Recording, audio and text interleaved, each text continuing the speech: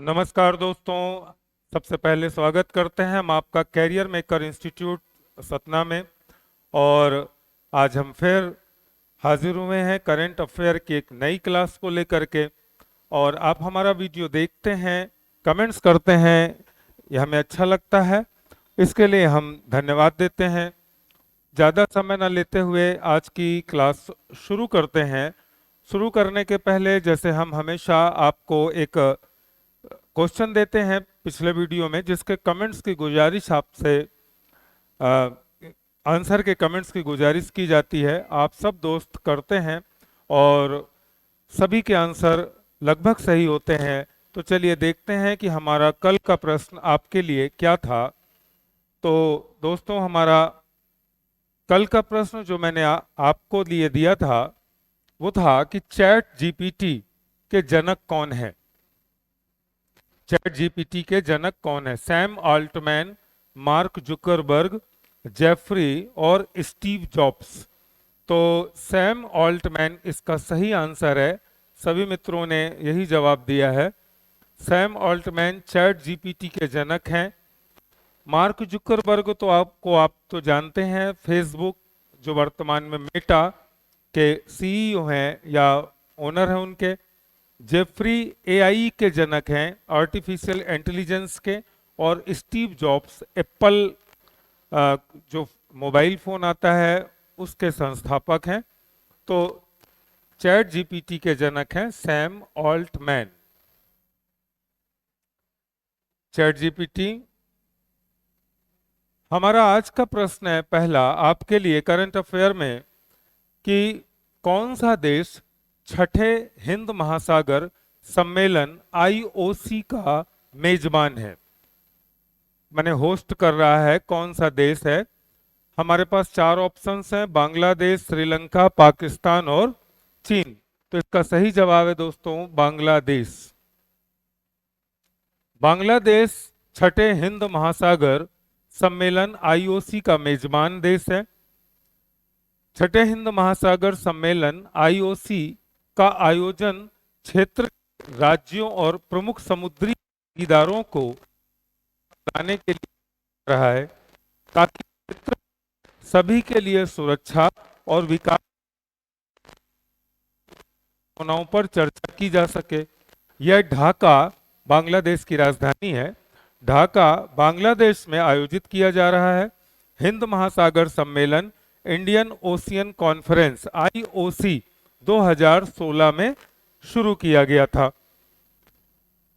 हमारा अगला प्रश्न है, उसके पहले आप देख सकते हैं ढाका में जो 12 से 13 मई 2023 में इंडियन ओशियन कॉन्फ्रेंस का जो हुई थी उसका एक दृश्य है आपके सामने आपकी स्क्रीन पर।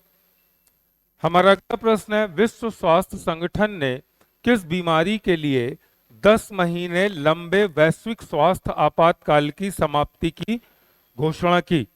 डब्ल्यूएचओ ने एक बीमारी थी उसके लिए 10 महीनों का वैश्विक स्वास्थ्य आपातकाल लगाया था, लेकिन अभी उसको समाप्त कर दिया है। तो कौन सी बीमारी थी वो? चार ऑप्शंस हैं, एमपॉक्स, चिकन पॉक्स, मलेरिया और polio. Mpox means monkey pox. तो इसका सही जवाब है दोस्तों मंकी पॉक्स।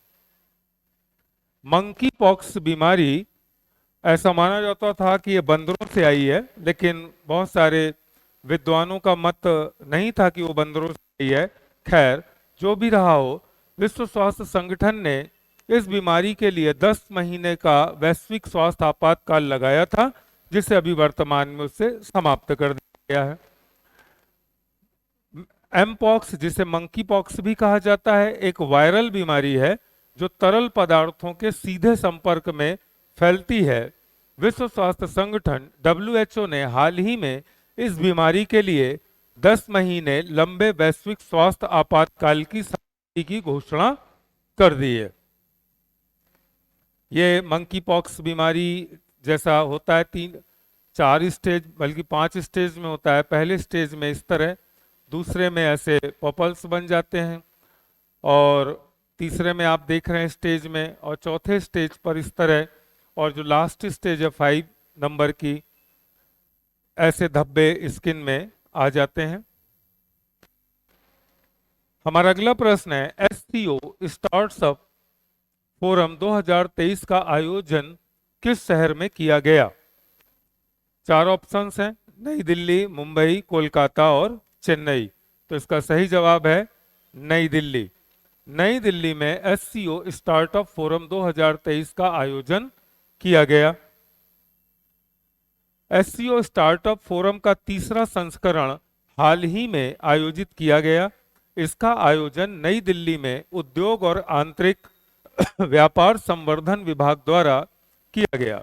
इसका उद्देश्य एससीओ सदस्य राज्यों के बीच स्टार्टअप इंटरैक्शन का विस्तार करना, नवाचार को बढ़ावा देना, नवाचार मीन्स इनोवेशन को बढ़ावा देना, रोजगार पैदा करना और युवा प्रतिभाओं को अभिनव समाधान करने के लिए प्रोत्साहित करना है। ये देख रहे हैं, उसका एक पोस्टर है स्टार्टअप फोरम का, जो पिछली बार मनाया गया था, उसका एक पोस्टर आपकी स्क्रीन पर है। हमारा अगला प्रश्न है, एक नई रिपोर्ट के अनुसार किस देश में पिछले 2 दशकों में प्रति व्यक्ति ई कचरा, ई वेस्ट 3 गुना हो गया है? इलेक्ट्रॉनिक वेस्ट जो है वो 3 गुना हो गया है। तो 4 ऑप्शंस हैं, कनाडा, मैक्सिको, अमेरिका और ब्रिटेन। तो इसका सही जवाब है दोस्तों कनाडा। नई रिपोर्ट के अनुसार कनाडा में पिछले 2 दशकों में प्रति व्यक्ति ई कचरा माने ई वेस्ट 3 गुना हो गया है। एक नए अध्ययन से पता चला है कि कनाडा का ई कचरा पिछले 2 दशकों में 3 गुना हो गया है। प्रति व्यक्ति ई कचरे का उत्पादन 2000 में 8.3 किलोग्राम से बढ़कर 2020 में 25.3 किलोग्राम हो गया है। कनाडाई लोगों ने 2020 में लगभग 1 मिलियन टन ई कचरे का उत्पादन किया। इसके 2030 तक सालाना 1.2 बिलियन टन तक पहुंचने की उम्मीद है। ई कचरा का ढेर आप देख रहे हैं अपने मोबाइल स्क्रीन पर। हमारा अगला प्रश्न है, किस देश ने भारतीय प्रधानमंत्री नरेंद्र मोदी को राजकीय यात्रा पर आमंत्रित किया है? 4 ऑप्शंस हैं, अमेरिका, रूस, चीन और यूक्रेन। तो इसका सही जवाब है अमेरिका। अमेरिका ने भारतीय प्रधानमंत्री नरेंद्र मोदी को राजकीय यात्रा पर आमंत्रित किया है। राजकीय यात्रा राज्य या सरकार के प्रमुख के नेतृत्व में विदेशी देशों की यात्रा है। माने राजकीय यात्रा किसी भी देश का प्रमुख जो होगा या अधिकारियों का प्रमुख होगा, जैसे राष्ट्रपति या प्रधानमंत्री, यही आमंत्रित करते हैं। तो राजकीय यात्रा राज्य या सरकार के प्रमुख के नेतृत्व में विदेशी देशों की यात्रा है। प्रधानमंत्री नरेंद्र मोदी अमेरिकी राष्ट्रपति जो बाइडेन के निमंत्रण के बाद 22 जून को राजकीय यात्रा पर अमेरिका जाएंगे। नरेंद्र मोदी पहचान के मोहताज नहीं है, सभी जानते हैं। अगला प्रश्न है, कर्नाटक के नए मुख्यमंत्री कौन है? 4 ऑप्शंस हैं, सिद्धरमैया, डीके शिव कुमार, बोम्मई। इनमें से कोई नहीं। तो हाल ही में सिद्धरमैया को कर्नाटक का मुख्यमंत्री चुना गया है। ये कांग्रेस पार्टी के हैं। और डीके शिव कुमार को डिप्टी सीएम माने उप मुख्यमंत्री का पद प्रदान किया गया है। सिद्धरमैया होंगे कर्नाटक के अगले मुख्यमंत्री। डीके शिव कुमार उप मुख्यमंत्री होंगे। सरकार सहकारी क्षेत्रों में 1100 नए किसान उत्पादक संगठनों की स्थापना करेगी। यह हमारे अन्य महत्वपूर्ण तथ्यों में से है। प्रधानमंत्री मोदी ने नई दिल्ली में अंतर्राष्ट्रीय संग्रहालय एक्सपो 2023 का उद्घाटन किया। विश्व दूरसंचार दिवस पर संचार राज्य मंत्री देव सिंह चौहान ने ORN उड़ान टेस्ट बेड प्रोजेक्ट लॉन्च किया। अर्जुन राम मेघवाल को कानून और न्याय मंत्रालय में MOS के रूप में स्वतंत्र प्रभार सौंपा गया। किरण रिजिजू को पृथ्वी विज्ञान मंत्रालय सौंपा गया। पहले ये कानून मंत्री थे, अब इनको पृथ्वी विज्ञान मंत्रालय सौंप दिया गया। केंद्रीय मंत्री सर्बानंद सोनोवाल नई दिल्ली में 2 दिवसीय राष्ट्रीय आयुष मिशन कॉन्क्लेव का उद्घाटन करेंगे। यह है सिद्धरमैया, कर्नाटक के नए सीएम। हमारा अगला प्रश्न है, नाथूराम मिर्धा कौन थे? नाथूराम मिर्धा कौन थे? समाज सेवी थे, वैज्ञानिक थे, अभिनेता थे, चित्रकार थे? तो दोस्तों सही जवाब है कि वे एक समाज सेवी थे। समाज सेवी के साथ साथ वो कई उनके उपलब्धियां हैं। राजस्थान के नागौर शहर में 14 मई को भारत के उपराष्ट्रपति जब जगदीप धनखड़ ने नाथूराम मिर्धा की प्रतिमा का अनावरण किया। इस समारोह में भारतीय राजनीति और समाज में एक प्रतिष्ठित व्यक्ति नाथूराम मिर्धा के अनुकरणीय योगदान और उपलब्धियों को श्रद्धांजलि दी। मुख्य बिंदु यह है कि नाथूराम मिर्धा बहुमुखी प्रतिभा के धनी व्यक्ति थे, जिन्होंने विभिन्न क्षेत्रों में उत्कृष्ट प्रदर्शन किया। उनकी उल्लेखनीय भूमिकाओं में वे एक सांसद थे, स्वतंत्रता संग्राम सेनानी भी रह चुके, समाज सुधारक और किसान नेता भी थे। राजस्थान के नागौर जिले के कुचेरा में 20 अक्टूबर 1921 को जन्मे मिर्धा का जीवन राष्ट्र की सेवा और समाज के उत्थान के लिए समर्पित हो गया। यह है बाबा नाथूराम मिर्धा। इनकी मूर्ति का अनावरण हाल ही में उपराष्ट्रपति जगदीप धनखड़ जी ने किया है। हमारा अगला प्रश्न है कि हाल ही में किस देश ने सोरिंग ईगल एक्सरसाइज का आयोजन किया है? किस देश ने सोरिंग ईगल एक्सरसाइज का आयोजन किया है? 4 ऑप्शंस हैं, दक्षिण कोरिया, उत्तर कोरिया, यूक्रेन और अमेरिका। तो इसका सही जवाब है दक्षिण कोरिया। दक्षिण कोरिया ने सोरिंग ईगल अभ्यास शुरू किया है। दक्षिण कोरिया की वायुसेना ने हाल ही में सोरिंग ईगल अभ्यास शुरू किया। एक बड़े पैमाने पर यह प्रशिक्षण कार्यक्रम है, जिसका उद्देश्य अपनी लड़ाकू क्षमताओं को बढ़ाना और देश की रक्षा सुनिश्चित करना है। उत्तर कोरिया द्वारा कथित ठोस ईंधन वाली अंतर महाद्वीपीय बैलिस्टिक मिसाइल दागे जाने के बाद कोरियाई प्रायद्वीप में बढ़े तनावों के बीच यह अभ्यास किया जा रहा है। हाल ही में उत्तर कोरिया ने ठोस ईंधन वाली इंटरकॉन्टिनेंटल बैलिस्टिक मिसाइल दागी। इसकी बाद पूरे कोरिया सब कॉन्टिनेंट में तनाव है। उस तनाव को मद्देनजर रखते हुए दक्षिण कोरिया की वायुसेना ने सोरिंग ईगल अभ्यास शुरू किया है। ये अभ्यास का एक चित्र है आपकी स्क्रीन पर। हमारा अगला प्रश्न है कि विश्व एड्स वैक्सीन दिवस, वर्ल्ड एड्स वैक्सीन डे कब मनाया जाता है?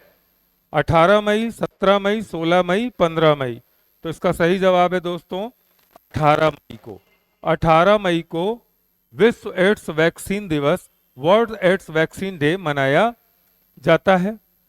हर साल 18 मई को विश्व एड्स वैक्सीन दिवस, वर्ल्ड एड्स वैक्सीन डे मनाया जाता है। इस दिन को HIV, human immunodeficiency virus vaccine awareness day भी कहा जाता है। यह दिन उन हजारों स्वयंसेवकों, स्वास्थ्य पेशेवरों, सामुदायिक नेताओं और वैज्ञानिकों को सम्मानित करने के लिए मनाया जाता है, जो एड्स माने acquired immunity deficiency syndrome vaccine विकसित करने के लिए एक साथ काम करते हैं। यह वर्ल्ड एड्स वैक्सीन डे का लोगो आप देख रहे हैं, एक रेड रिबन होता है इसमें।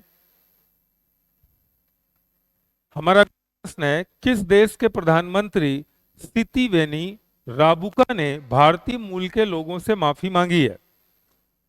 तो सितिवेनी राबुका कहाँ के प्रधानमंत्री है जिन्होंने हाल ही में भारतीय मूल के लोगों से माफी मांगी है? तो 4 ऑप्शंस है, न्यूजीलैंड, फिजी, गुआम और ऑस्ट्रेलिया।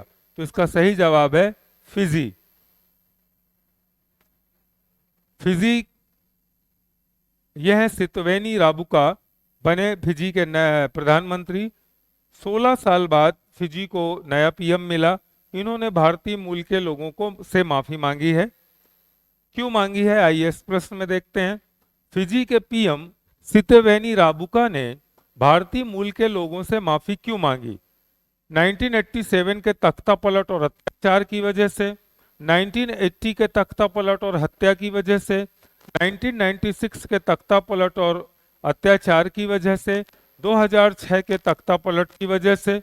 तो इसका सही जवाब है मित्रों 1987 के तख्ता पलट और अत्याचार की वजह से फिजी के प्रधानमंत्री सितवेनी राबुका ने भारतीय मूल के लोगों से माफी मांगी। फिजी दक्षिण प्रशांत माने साउथ पैसिफिक महासागर में स्थित एक देश है। इसकी राजधानी है सुआ। राष्ट्रपति हैं विलियम कोटेनिवेरे। प्रधानमंत्री हैं सितवेनी राबुका और यहाँ की ऑफिशियल लैंग्वेज है फिजी और हिंदी। मुद्रा यहाँ की है फिजियन डॉलर। फिजी के प्रधानमंत्री सितवेनी राबुका ने 1987 में माने 1987 में सैन्य तख्ता पलट कर कब्जा कर लिया था। इस दौरान अत्याचार की वजह से